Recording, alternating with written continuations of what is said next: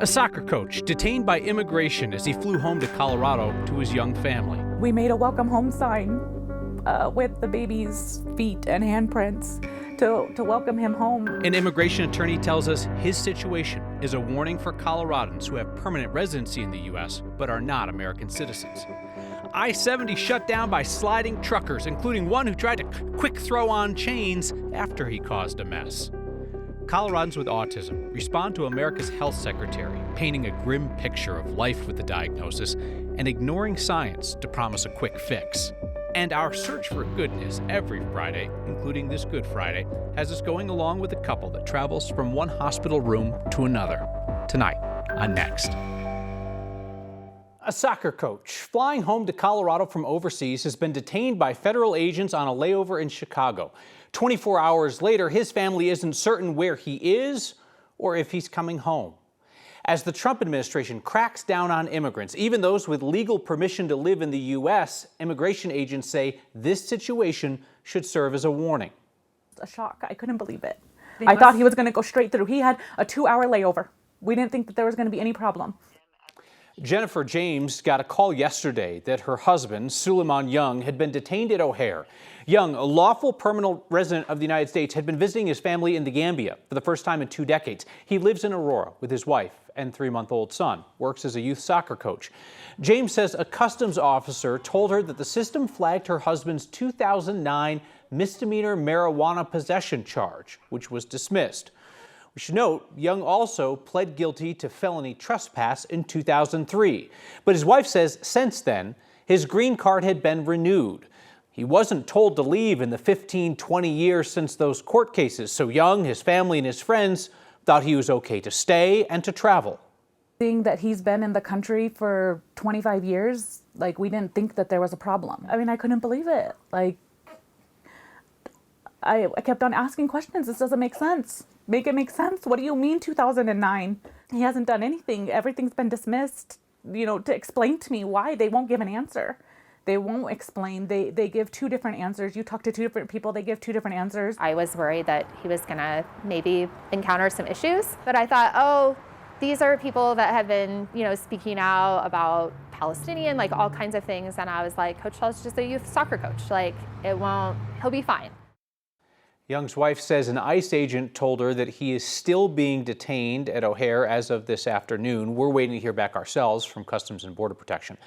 We spoke with immigration attorney Matt Shaftel, who says non-citizens, even permanent residents with any kind of criminal history, need to check with an immigration attorney before they travel internationally, whether or not those charges ever resulted in a conviction. A green card holder, and this happens sometimes, they're perfectly fine staying in the U.S. They may be eligible to become a citizen, presuming no recent criminal history. But if they leave, they can be kept out because certain crimes can keep a lawful permanent resident from being able to re-enter the country if they travel. If there is any possible hook, any type of conduct in his past history you're concerned about, you need to get that evaluated because of the aggressiveness of this administration. Of course, any type of criminal conduct, even if it was just an arrest. Shaftel also recommends that non-citizens carry certified copies of important documents with them, especially at places like the airport. And he says he has also been advising his clients to go through their social media activity as the Trump administration looks through non-citizen speech as a reason to throw them out of the country. April snow showers bring May something or other. We'll sort that out when we get to May. For now, what they've brought is a messy holiday weekend. A reminder to shake the trees you love, because this is the heavy and slushy snow that could cause problem this weekend for branches and power lines. Rockies delayed tonight's game to Sunday. Elitch Gardens was supposed to open tomorrow. Doesn't sound like fun, so that also got pushed back to Sunday. Let's bring in meteorologist Corey Reppenhagen. Exciting Friday around here.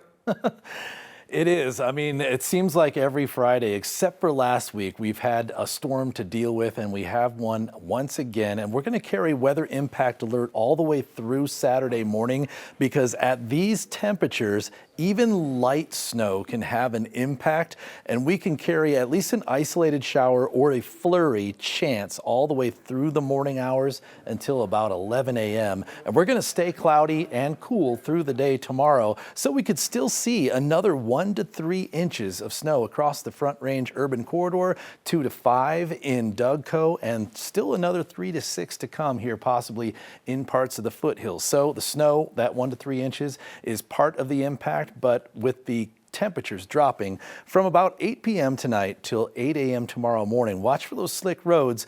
Just a little extra care on the tomorrow would solve that problem for you. As you see these temperatures here into the middle 20s for a lot of us here across the Front Range. Plenty cold enough to have a little bit of icy concerns for tomorrow. And we're going to stay cloudy and cool through the entire day, probably getting those temperatures barely up into the upper 40s. And then Easter Sunday looks pretty decent with some sunshine, although starting out here pretty cold once again into the upper 20s for us to start Easter. And then as we get into the rest of the week, we'll even things out with some sunshine and back into the 70s. I-70 is back open this afternoon after several crashes shut things down this morning. CSP says 6 truck drivers got cited, included one trying to be as slick as the roads, putting on chains after spinning out and blocking traffic. After the truck was already blocking the roadway, when troopers approached, they were trying to put on chains. Yeah.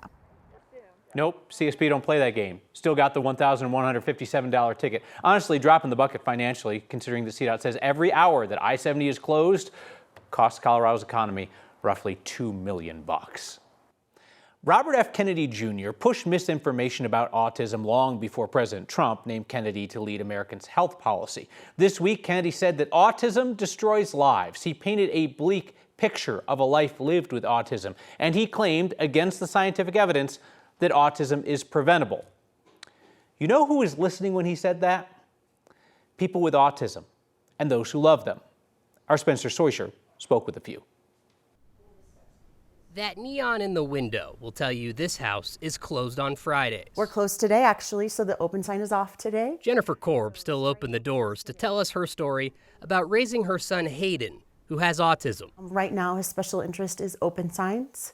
So we are the proud owners of, I think, 8 open signs. But it's one of the things that makes him unique and beautiful. It's those qualities that makes her worried by the comments from Health Secretary Robert F. Kennedy Jr. Autism destroys families. To narrow the focus to one kind of outcome is so limiting. Autism is a spectrum, and every family's experience with autism is different. In his first news conference since assuming his new role, Kennedy called autism an epidemic caused by environmental factors. He discounted his own department scientists who say that genetics are the strongest contributing factor. These are kids who will never pay taxes. They'll never hold a job.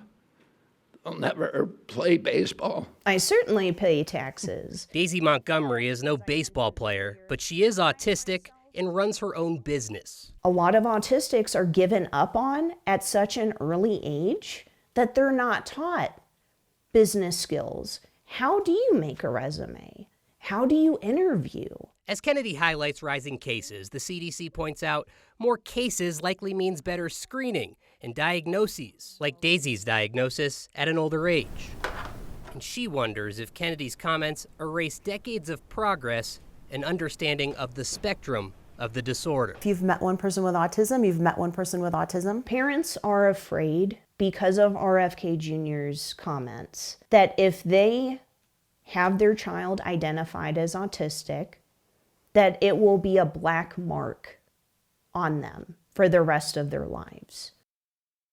Kennedy says the government will have a cure for autism by September. He continues to insist that vaccines or environmental factors are the reason for the increased diagnoses. That despite loads of research debunking the link. So this idea of saying that autism is preventable, saying that he's going to real quick determine what it is, you get exactly what they're saying about how this is going to start to become blamed on parents. Well, it's like, well, I told you it was that factor, and your kid still ended up with autism, so shame on you. This could get really ugly really fast. Right, and the person leading this trial, the person that he's tapped to lead this, is a guy from Maryland without a medical license. He was practicing there. He's also published papers already claiming that vaccines cause autism. This is the guy he put in charge of it? Yes. All right, Spencer Soysher, thank you. The Air Force has restored its online article about a Coloradan who made history as the first female Thunderbirds pilot. Her page online was purged as the Trump administration removes articles about the accomplishments of women and people of color. After we reported on retired Colonel Nicole Malachowski's story being purged, the Air Force reconsidered. Malachowski spent 21 years in the Air Force as an officer and fighter pilot, commanding a fighter squadron at one point. But the Air Force removed an article about her accomplishments to comply with Trump's mandate to remove anything related to diversity, equity, and inclusion. Our Mark Salinger's story on Malachowski got national attention this week, and now the Air Force says the webpage has been restored. The retired colonel talked to us about the Trump administration's effort to erase history. I think it's not only scary, I think it's frankly dangerous. I think it's dangerous to our democracy, it's dangerous to the foundation of our country, and I think it's vital that people start speaking up.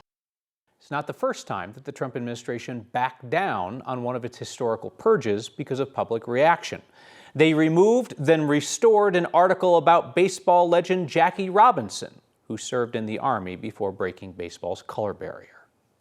I want to take a moment to talk to you tonight about an issue in Colorado that is often hidden: poverty and hunger in wealthy communities. Douglas County is one of Colorado's wealthiest communities. There's hunger there. There's also a nonprofit called Secor Cares, feeding hundreds of families each week. So this week's Word of Thanks microgiving campaign supports Secor Cares' work fighting suburban poverty in Douglas, Arapahoe, and Elbert counties. Secor's free food market focuses on choice, removing some of the stigma that can come from accepting help when you're in need in a well-to-do community. People come in, select the food items that their families want to eat. It's not just one of those you get what you get food banks. Secor's market goes beyond groceries to offer hygiene products, even allows families to bring home flowers with their groceries. Secor says it's seen a doubling in need in the last 2 years. They describe the need right now as insane. They said they could serve hundreds more families in the community each week if they had the funding to do that. Secor was able to line up a $25,000 matching donation from an anonymous donor this week. So what that means is that whatever we give up to $25,000 is going to be doubled. So I would really like to get us there. Scan the QR code on your screen or text the word thanks to 303-871-1491 to get that link to join me and a bunch of others in donating. Nearly 5,000 of you have signed up to make a monthly donation to the Word of Thanks Fund. That way, if you miss a show or you forget, it's no big deal. You're covered. You put in your info once, we split your donation among every nonprofit we feature. Recent microgiving campaigns, as a result, have started with more than $30,000 in donations. Neighbors near an airport are asking for relief from the constant noise. Today, a judge heard them and said no. And we end the week on a high note, finding positivity in a very unlikely place. Next. Hey, may I make a recommendation? This is our segment where we invite you to check out work done by our competitors because it's really, really good. Nobody covers transportation in the metro area like Colorado Public Radio's Nate Miner. And as he leaves for a new job out of state, he sat down with our friends at CityCast Denver for an exit interview of sorts. And I thought it was really fascinating listening. Nate Miner talked about how he came to understand the idea behind Vision Zero, the thought that road design might be killing people. And he gives his honest appraisal of RTD's troubles. Talking to folks on the board that are responsible for it, talking to folks in the community, like the advocates, and also the people that want to use RTD. Yeah. They are so incredibly disappointed in that agency right now. That full episode is linked on our social media pages and on the recommendation page of the next section of 9news.com. It snowed today. Coming from South Texas, this is an exciting thing, so that's my good news today. The kids getting treatment at Denver Health could use encouragement, and today they got it from a traveling troupe. That's next.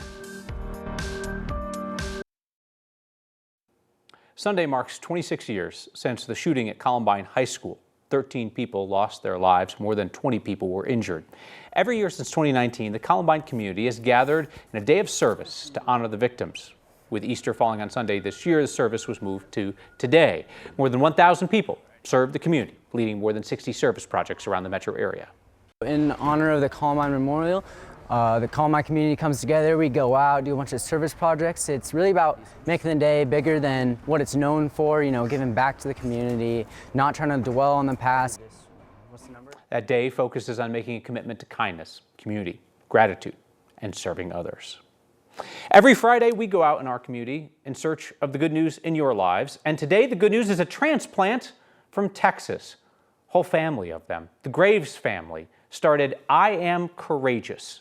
And with music, they spread that particular message to children in hospitals. We went along today to Denver Health. It's just sweet to see the families and the kids. That's good. That's good. Hi. Who is this? Dakota. Is this Dakota? My good news is that I get to do what I love with my wife and my family. You are my sunshine, my only sunshine. Just getting to travel the country and share the healing power of music is a blessing, and we get to do this together, and that's my good news. Can we come in? What's your name? Watching the kids smile and shake their egg shakers and sing along. Here we go. Hey! That brings us so much joy as well. Beautiful! My good news is I'm in the mountains in Denver, Colorado, and it snowed today. Coming from South Texas, this is an exciting thing, so that's my good news today. My good news is that I got to come on this trip and I got to be here, and I love seeing the impact that it has on the kids and seeing the difference that it makes. Today I get to spread the joy with I Am Courageous. Twinkle, twinkle, little star, how I wonder what you are. It touches you, the way that it impacts people. How'd they do? They did amazing. Are you kidding? Yeah, they did excellent. I could hear the harmonies and everything going on. It was awesome.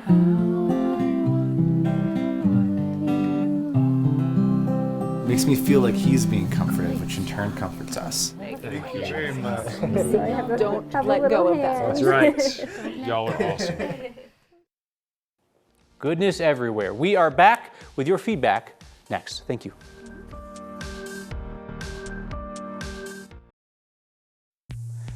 The most Colorado thing we saw today is an opportunity to celebrate the High Holy Days.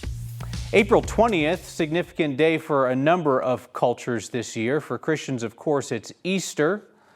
And for cannabis lovers, it's 420. Not the first time they've lined up around here, and not the first time this has happened. Red Rocks is going to have itself a day, because you got the annual Easter sunrise service at 5:30. Nice little worship at Red Rocks. And then you got Wiz Khalifa that night. So, yeah, good times at Red Rocks. If you go to both, let me know, and you will be the most Colorado thing I've seen today. Constance writes in, Dear Kyle, as a woman of considerable age, she says, I am not the fastest fox in the forest anymore, so perhaps you can explain to me why a felon of 34 counts is not one of those sent to El Salvador. Constance, you're trying to get me to say something about the president. I'm not going to do that. What I am going to say is that line, not the fastest fox in the forest, is now going to be in my repertoire. Thank you.